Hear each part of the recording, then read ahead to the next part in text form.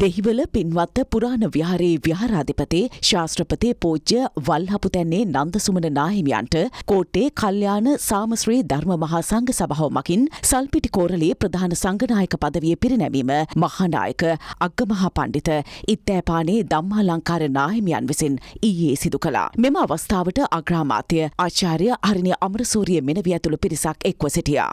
අග්‍රාමාත්‍යතුමනි ඔබතුමිය ඉදිරියේ අද කතා කරන්න ලැබීම බොහොම සතුටක් කියලා මා කල්පනා කරනවා. අද අපි කතා කරනවා අධ්‍යාපන ප්‍රතිසංවිධානය පිළිබඳව. රටක අනාගතයේ තීරණය වෙන්නේ අධ්‍යාපනයේ මත වෙන කිසිවක් මත නෙවෙයි. ඒ නිසා අධ්‍යාපන ප්‍රතිසංස්කරණය ඉතාම වැදගත්. හැබැයි අප වැනි රටක අධ්‍යාපන ප්‍රතිසංස්කරණය අපේ මූලධර්ම මත පිහිටා සකස් විය යුතුමයි. අපිට තියෙන්නේ බෞද්ධ සංස්කෘතික මූලයක පදනමක් තියෙන සියල්ල අධ්‍යාපනයේ ඇතුළු කොට අපි පරිහරණය කරන සියල්ල මේ රට තුල බෞද්ධ සංස්කෘතිය පදනම් වෙච්ච දෙයක් කියන එක අපි කාටවත් කවදාවත් අමතක කරන්න පුළුවන්කමක් තියෙන්නේ. ඒ නිසා අධ්‍යාපන ප්‍රතිසංවිධානයේ අපි නැවත සලකා බැලිය යුතුයි. බුදුරජාණන් වහන්සේ ප්‍රතිසංවිධානයක් කළේ සමාජය. උන්වහන්සේගේ ප්‍රතිසංවිධානයට බොහෝ විරෝධතාව මිනිස්සු දෝෂණය කළා. ඇතැම් විට ගත්ත තීරණ උන්වහන්සේ සමාජයේ මත පිහිටාගෙන සමාජයේ ප්‍රබල ඉල්ලීම මත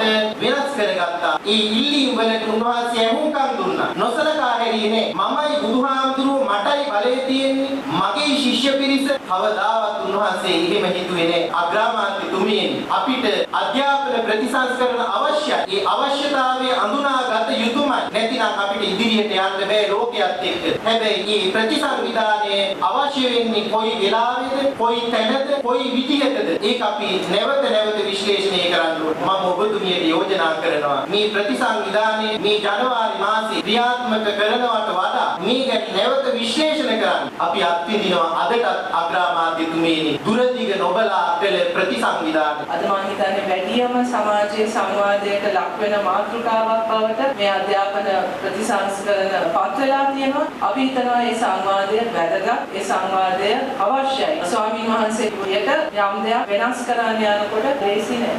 ඒකට විවිධ චෝදනා අභියෝග එන්න පුළුවන්. නමුත් අපි ඒ සියල්ලම තේරුම් අරගන්න අතරම අපේ රටේ අධ්‍යාපන ක්‍රමේ විශාල වෙනසක් අවශ්‍ය වෙන බව සියලු දෙනාම පිළිගන්නවා කියලා මම හිතනවා. අපේ රජයේ මේ අධ්‍යාපන ප්‍රතිපත්තිය අධ්‍යාපන පරිවර්තනය තුළ අපි විෂයමාලා ප්‍රතිසංස්කරණය ගැන විතරක් නෙවෙයි අපි හාමුදුරනේ කතා කරන්නේ මේ පද්ධතිය ශක්තිමත් කරන්න. පද්ධතිය තුළ සිටිය යුතු ඒ මානව සම්පත හරියට නිර්මාණය කර සමාජයට සවන් දිය යුතු පැන නගින තැන්වල ඒ වෙනස් කරන ඕන තැන්වල ඩිනාමිනේෂන් වෙලා වෙනස් කර යුතුයි. අපේ මූලික අරමුණ ආරක්ෂා කරගන්න සහ ඒ විවේචන අවබෝධයෙන් සහ සාධාරණව කරන ඒ සියලුම විවේචන සහ යෝජනා අපි බාර ගන්නවා.